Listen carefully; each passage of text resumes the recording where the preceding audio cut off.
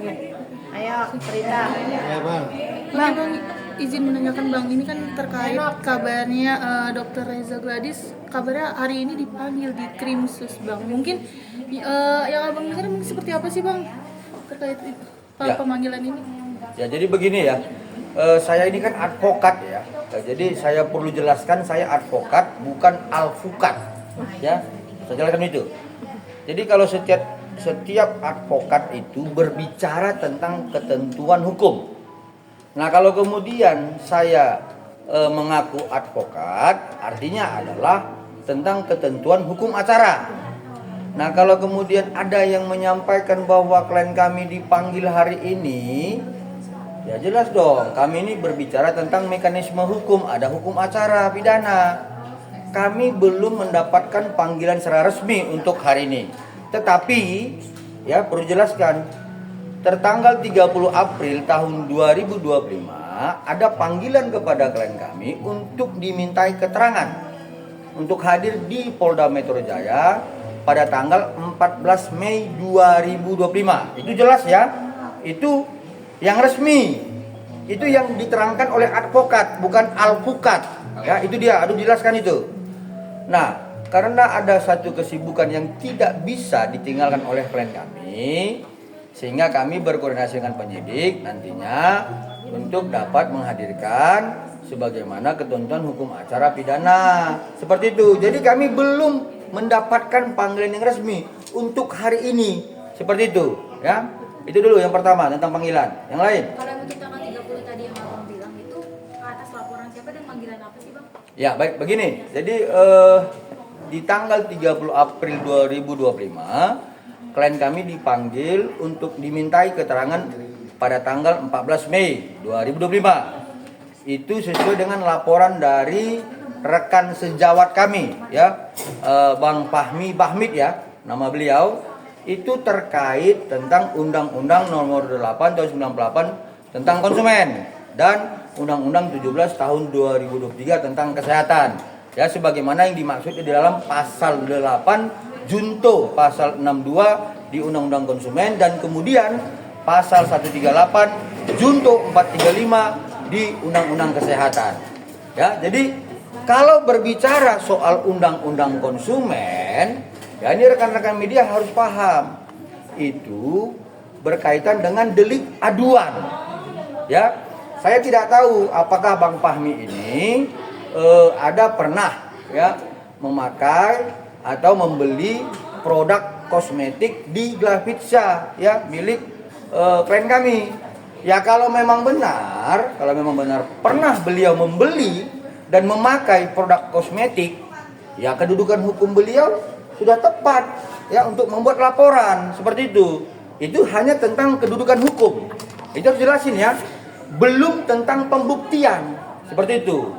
Nah, kalau kemudian tentang Undang-Undang 17 tahun 2023 di pasal 138 ayat 2 dan 3 dan junto 435 itu tentang sediaan farmasi. Yaitu tentang izin edar. Kaitannya adalah turunannya PP 28 tahun 2024 dan turunannya adalah peraturan BPOM nomor 21 tahun 2022 tentang notifikasi.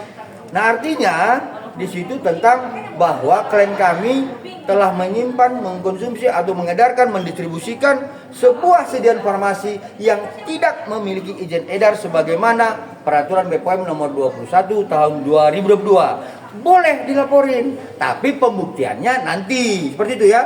Tapi saya jelaskan bahwa itu terkait kosmetik.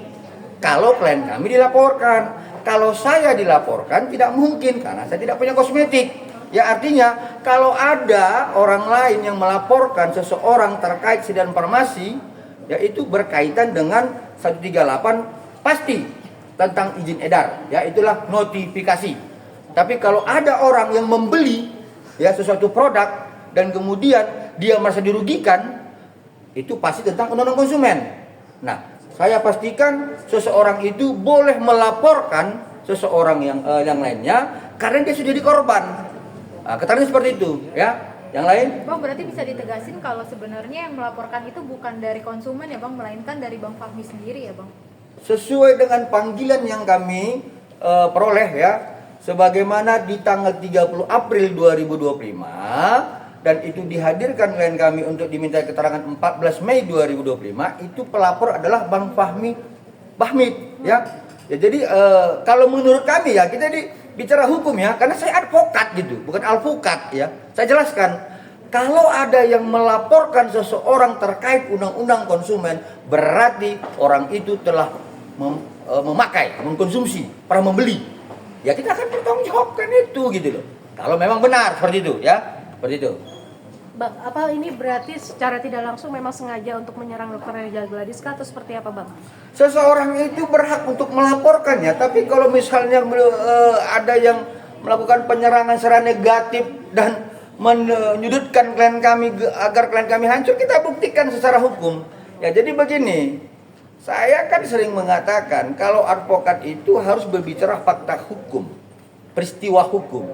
Jadi kalau kemudian rekan-rekan media sekarang bertanya apakah dengan sengaja menyerang, nanti kita buktikan seperti itu ya. Mulai? Abang sendiri baru mengetahuinya kapan nih, Bang, kalau memang Bang Fahmi ternyata dia yang melaporkan Dr. Reza sendiri?